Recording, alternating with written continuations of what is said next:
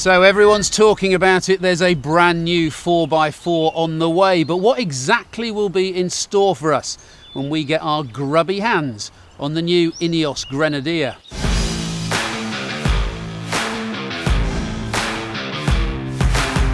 Welcome to Building the Grenadier. Over the next 12 months, I've been given exclusive access behind the scenes to find out exactly what the Grenadier will be and how it will be built, from the axles and chassis to the suspension, the powertrain and beyond. Fancy taking a look?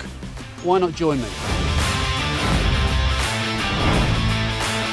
INEOS say they're building the Grenadier using a classic 4x4 blueprint, so for them there was only one type of chassis to choose.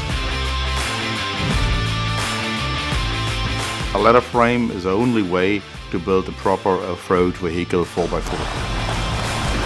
Ladder frames have been the basis for some of the most iconic off-roaders for over 70 years, starting with the Willys Jeep. So you could ask, why would INEOS use anything else? We are not using a monocoque because we are not building an SUV.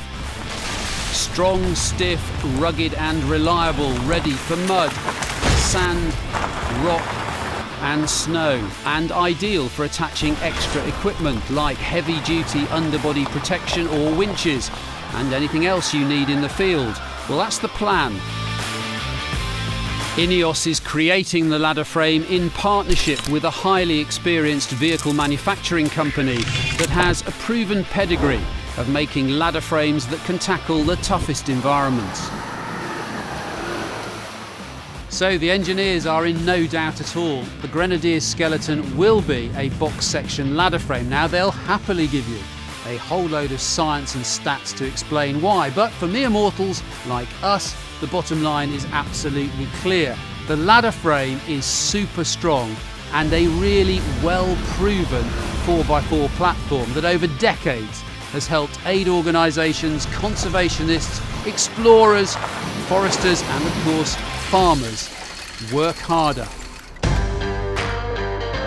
For a 4x4 to get the job done, no matter how punishing the conditions, the Grenadier engineers feel that beam axles front and rear are essential.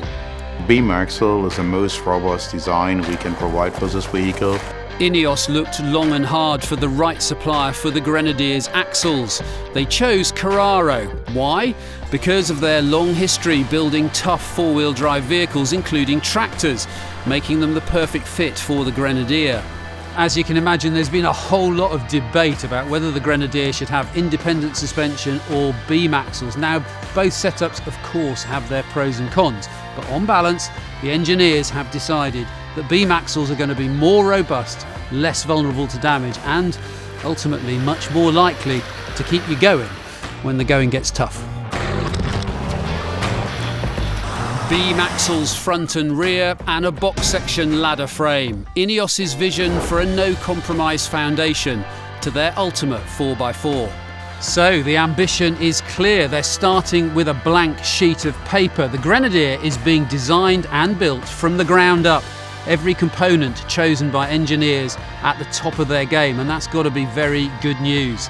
Join me next time when I'll be trying to find out more about the suspension setup.